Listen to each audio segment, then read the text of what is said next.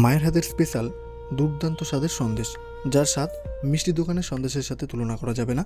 কারণ এর স্বাদ এতটাই আর সম্পূর্ণ আলাদা, তাই জন্য এই স্বাদটা পাওয়া যাবে শুধুমাত্র আমার মায়ের কাছে। তো এইভাবে যদি সন্দেশটাকে বানানো যায় তাহলে কিন্তু খেতে এক কথায় দারুণ লাগবে। বাই দ্য ওয়ে, আমার মায়ের রান্নাঘর মনিকা কুকিং কিচেনের আরও একটা নতুন পর্বে, নতুন একটা রেসিপিতে তোমাদের সকলকে স্বাগত।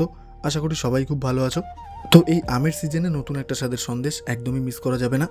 মায়ের এই স্পেশাল সন্দেশ রেসিপিটা মা কীভাবে বানালো সেটাই মা কিন্তু আজকে তোমাদেরকে শেখাবে। তাই জন্য পুরো ভিডিওটা মন দিয়ে দেখতে হবে, ভিডিওটা একদমই স্কিপ করা যাবে না, কারণ ভিডিওর কোনায় কোনায় রয়েছে অনেক ধরনের টিপস অ্যান্ড ট্রিক্স। তো বন্ধুরা, আর একদমই সময় নষ্ট করবো না, সরাসরি চলে যাব রান্নাতে। তাহলে বন্ধুরা, আজকের রেসিপিটা বানানোর জন্য মা কিন্তু নিয়েছে 3টে আম। মা কিন্তু এখানে ব্যবহার করেছে হিমসাগর আম, কারণ মিষ্টির জন্য। আমিও কিন্তু তোমাদেরকে সাজেস্ট করব হিমসাগর আমই ব্যবহার করো।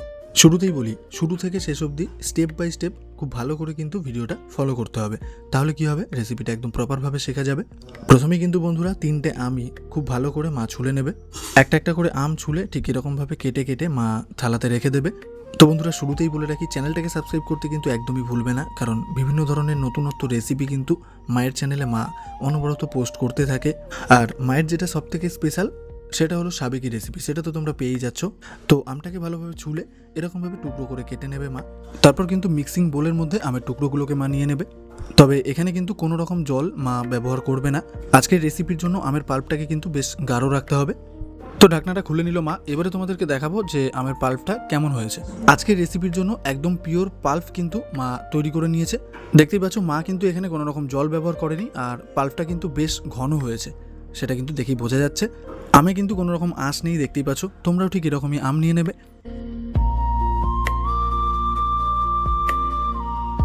এবারে মা কড়াইতে গরুর দুধ দিয়ে দেবে।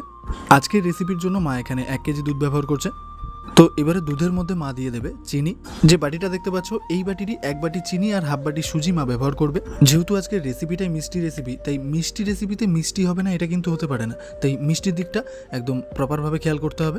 এই পর্যায়ে ভালোভাবে নেড়েচেড়ে কিন্তু চিনিটাকে প্রথমে গলিয়ে নিতে হবে, তারপর দুধটাকে খুব ভালোভাবে ফুটিয়ে নিতে হবে। তো বন্ধুরা, এবারে তোমরা দেখতে পাচ্ছ দুধটা কিন্তু খুব ভালোভাবে ফুটছে। একদম কাছ থেকে তোমাদেরকে দেখিয়ে দিচ্ছি, দেখো দুধটাকে কিন্তু ঠিক এমনভাবে ফুটিয়ে নিতে হবে। দুধটা যখনই ঠিক এরকমভাবে ফুটছে, ঠিক এই পর্যায়ে মা কিন্তু দিয়ে দেবে বেশ খানিকটা পরিমাণ ঘি। তো ঘিটা দেওয়ার সাথে সাথেই কিন্তু ঘিয়ের গন্ধটা ছড়িয়ে পড়েছে। এবারে এই গন্ধটাকে দুধের সাথে মিশিয়ে নিতে হবে। এতে করে কি কি হবে বলে দিই। দুধের গন্ধ আর ফ্লেভারটা চেঞ্জ হয়ে গেল প্রথমত। তারপর মিশ্রণটা যখন ঘন হয়ে যাবে তখন কড়াইতে লেগে যাবে না। তোমরা যে কড়াইতেই করো না কেন, লেগে যাওয়ার চান্সটা অনেকটাই কম। আর অ্যাট লাস্ট মিষ্টিটা যখন আমরা খাবো তখন কিন্তু একটা রিচ ফ্লেভার, সুন্দর একটা ফ্লেভার, মাখন মাখন একটা ফ্লেভার পাবো আমরা।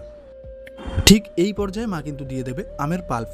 তো ঘিটাকে ভালোভাবে নেড়েচেড়ে নেওয়ার পর তোমরা দেখতেই পাচ্ছ বন্ধুরা, দুধটা কিন্তু এখনও ফুটছে, আর ঠিক এই পর্যায়ে কিন্তু আমের পাল্পটাকে দিয়ে দিতে হবে।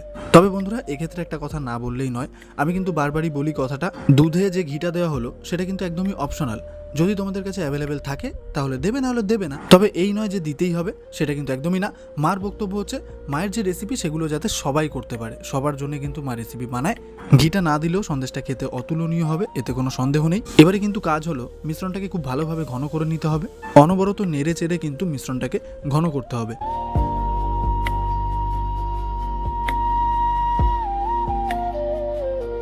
আচ্ছা, তোমরা কি করে বুঝবে মিশ্রণটা একদম পারফেক্টভাবে ঘন হয়েছে? দেখো, মা কিন্তু অনবরত নেড়েই চলেছে, তোমরা দেখতেই পাচ্ছ।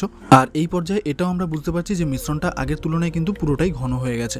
তবে এখনো সন্দেশের জন্য যতটা দরকার ততটা কিন্তু হয়নি। এবারে বন্ধুরা, বুঝতেই পারছো মিশ্রণটা কিন্তু 3 নম্বর স্টেজে গিয়ে পুরোপুরি তৈরি হয়ে গেছে। প্রথম স্টেপে মিশ্রণটা একদমই তরল, দ্বিতীয় স্টেপে তোমাদেরকে দেখালাম মিশ্রণটা ঘন হয়েছে, তৃতীয় স্টেপে মিশ্রণটা কিন্তু একদমই রেডি হয়ে গেছে। এই পর্যায়টা কিন্তু খুব ভালোভাবে বুঝতে হবে। দেখো, মিশ্রণটা কিন্তু কড়াইয়ের গা ছেড়ে দিয়েছে, আর খুন্তি দিয়ে মা যখন নাড়াচ্ছে তখন কিন্তু একটা দলা পাকিয়ে যাওয়ার মতো পরিস্থিতিতে চলে এসছে। তো ঠিক এই পর্যায় পর্যন্ত কিন্তু মিশ্রণটাকে আমাদের ঘন করে নিতে হবে। এর থেকে বেশি যদি করা হয় তাহলে কিন্তু সন্দেশটা শক্ত হয়ে যাবে। এবারে প্লেটে সামান্য পরিমাণ ঘি দিয়ে মা ভালো করে মাখিয়ে নেবে। তারপর টোটাল মিশ্রণটাকে অল্প অল্প করে মা কিন্তু প্লেটে নিয়ে নেবে।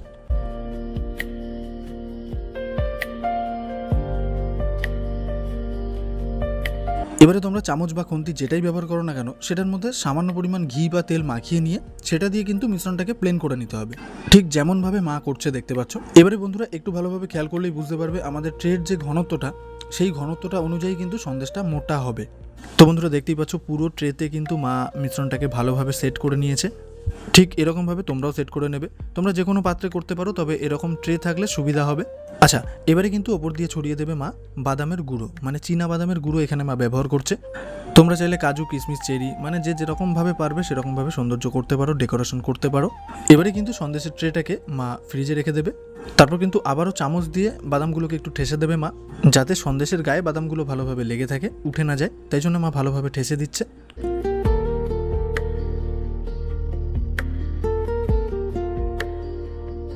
ফ্রিজ থেকে সন্দেশের ট্রেটা মা বের করে নিয়েছে। এবারে কিন্তু সন্দেশটাকে কেটে নিতে হবে। তো যাই হোক বন্ধুরা, ফাইনালি কিন্তু রেডি হয়ে গেল আমার মায়ের স্পেশাল আমের সন্দেশ। তো শুধু দেখলেই হবে, কেমন হয়েছে সেটাও তো টেস্ট করতে হবে। তার জন্য কিন্তু এই আমের সিজনে এই রেসিপিটা একদমই মিস করা যাবে না। আজই বাড়িতে তৈরি করে ফেলো, তারপর খেতে কেমন লাগলো সেটা কমেন্টে জানিয়ে দেবে। তো আজকের রেসিপিটা আর ভিডিওটা তোমাদের কাছে কেমন লাগলো সেটাও কমেন্টে জানিয়ে দাও। আর যদি ভালো লাগে তাহলে অবশ্যই কিন্তু চ্যানেলটাকে সাবস্ক্রাইব করে দেবে। আর দুর্দান্ত এই রেসিপিটা অবশ্যই বন্ধুবান্ধবের মধ্যে শেয়ার করে দাও, যাতে সবাই দেখতে পারে। তো দেখা হচ্ছে আরও একটা নতুন পর্বে নতুন একটা রেসিপি নিয়ে। সবাই সুস্থ থেকো, ভালো থেকো। Thank you for watching.